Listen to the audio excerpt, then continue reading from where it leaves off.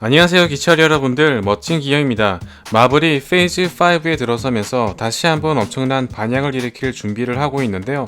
바로 전체 에피소드가 모두 공개된 로키 시즌2를 통해 타임 패러독스라는 흥미로운 소재를 도입하면서 본격적으로 멀티버스 전쟁의 핵심 줄기를 서서히 이어가고 있습니다. 멀티버스 사가는 시간 여행 및 평행 세계를 얼마나 다루는지에 따라 강력함이 나뉜다고 볼 수 있는데요. 이번 시간에서는 어떤 인물들이 로키 시즌2에서 강력한 존재감을 보여주었는지 한번 알아보도록 하겠습니다.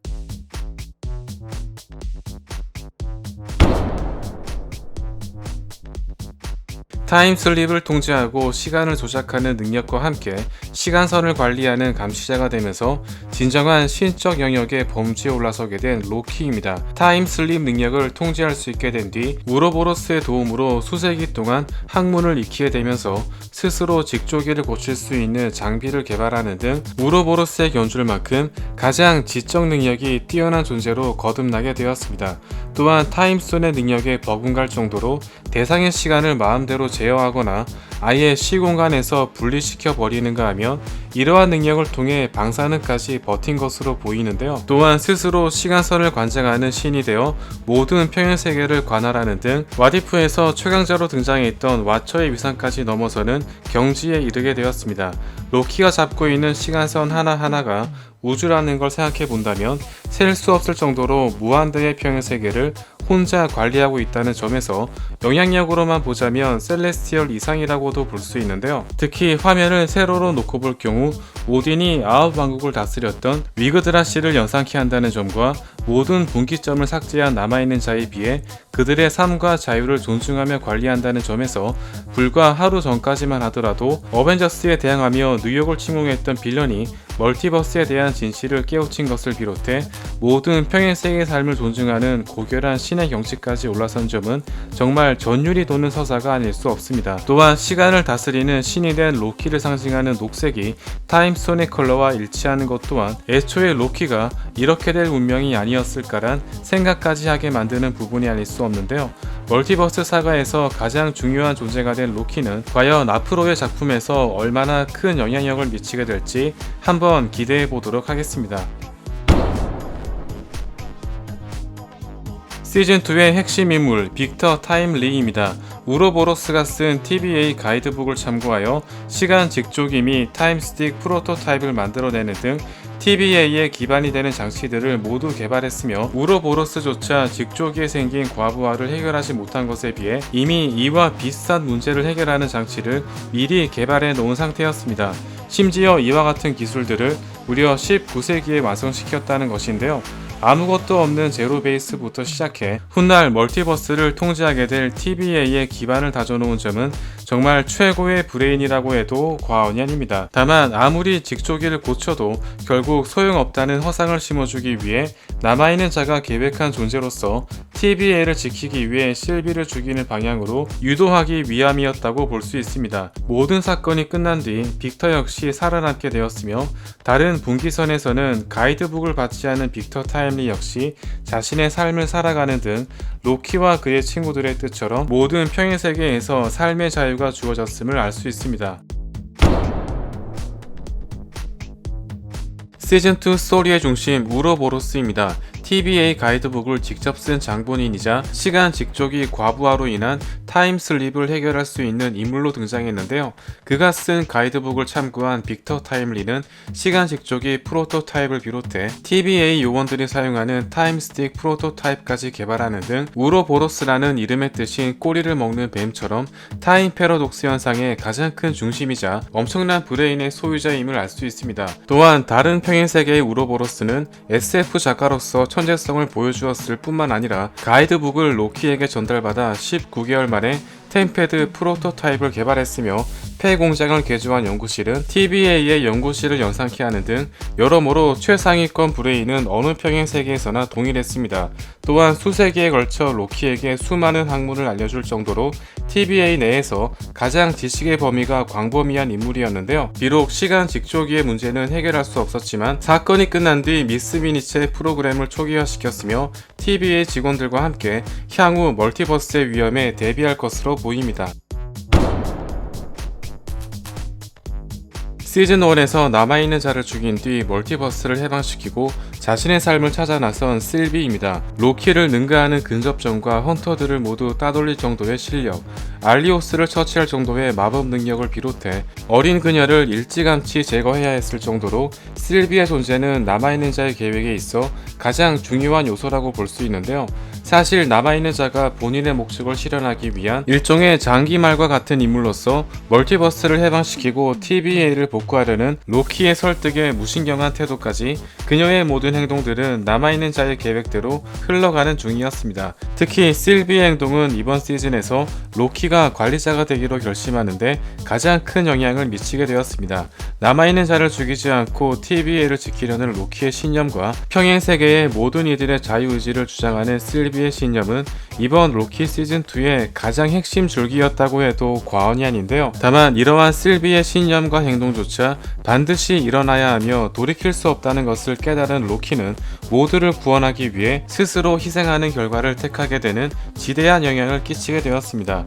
결과적으로 멀티버스에 대한 위험은 커지게 되었지만 모비우스를 비롯해 모든 평행세계 인물들이 삶에 대한 자유를 얻게 되었다는 점에서 멀티버스 사가 스토리의 근간을 흔드는 핵심 인물이라고 볼 수 있습니다. 시즌2에서 좀 더 입체적인 성향을 띠게 된 미스 미닛입니다.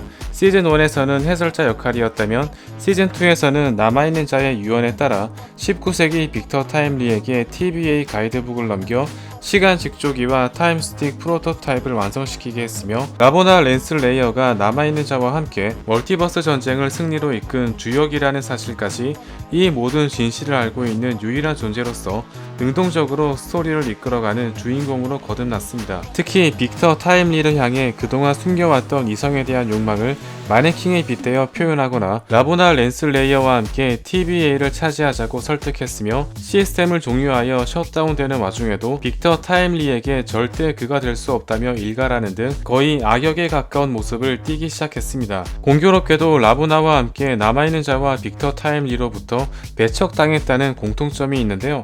TVA의 마스코트를 담당하는 인공지능이자 TVA의 역사를 비롯해 광범위한 지식까지 겸비하며 스스로 인격을 가진 존재로 진화되는가 싶었지만 모든 사건이 끝난 뒤 우로보로스에 의해 초기화되면서 이전의 밝은 모습으로 TVA에 존속될 것으로 보입니다.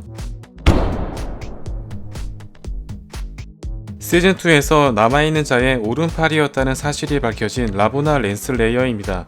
실비를 잡아들인 장본인으로서 이 모든 사건의 시발점을 만든 인물이었는데요. 남아있는 자와 함께 멀티버스 전쟁을 진두지휘했던 총책임자이자 TVA를 설립한 창립 멤버였지만 기억이 지워진 채 살아가는 것으로 보아 쓸모가 없어지자 버려진 것인지 자신이 사망한 뒤 그녀를 이용하기 위함이었는지에 대해서는 많은 추측을 불러일으키고 있습니다. 남아있는 자의 유언을 전달받은 미스 미닛의 지시에 따라 19세기 빅터 타임리에게 TVA 가이드북을 전달했으며 이로 인해 돌고 도는 타임 패러독스를 완성한 역사적인 순간을 남기게 되는데요. 다만 로키와 함께 멀티버스의 자유를 위해 고군분투했던 모비우스와는 달리 TVA를 정복하겠다는 야심을 품었던 라보나는 결국 보이드에 버려져 알리오스와 마주하게 되는 등 서로 상반된 결말을 맞이하게 되었습니다.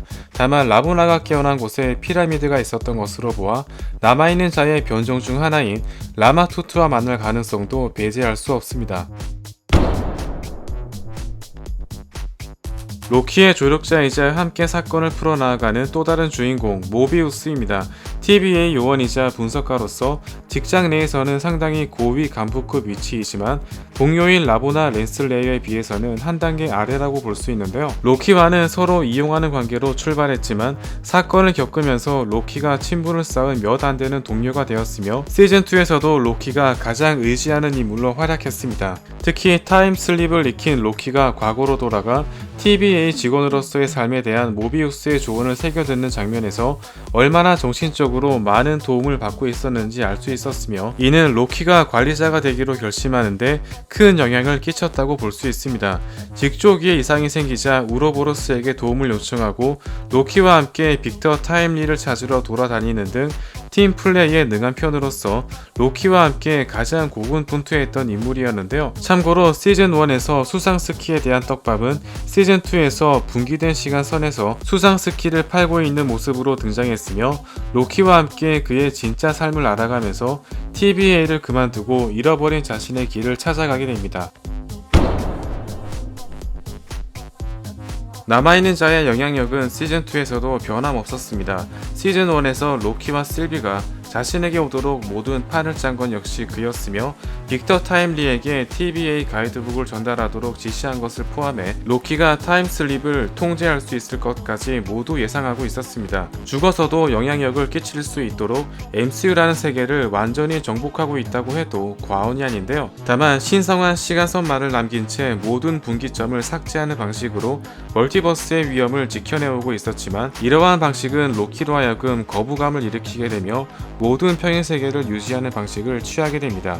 최종 관리자로 각성한 로키와 비교해보자면 관리 방식에 차이가 있을 뿐 영향력이나 권한 자체는 크게 다르지 않은 것으로 보이며, 향후 멀티버스 사가 스토리가 진행됨에 따라 어떻게 그가 멀티버스를 정복했는지에 대한 스토리가 조금 더 묘사될 것으로 보입니다. 지금까지 로키, 가장 강력한 히어로와 빌런들이었습니다. 개인적으로 지금까지 모든 마블 영화와 드라마를 통틀어 가장 전율이 돋았던 엔딩 중 하나였는데요. 멀티버스 사가 스토리 전체를 깔끔하게 정리함과 동시에 로키에 대한 더할 나위 없이 완벽한 서사, 멀티버스 사가 스토리에 대한 궁금증까지 향후 이어질 작품들을 더욱 기대하게 만들 정도였습니다.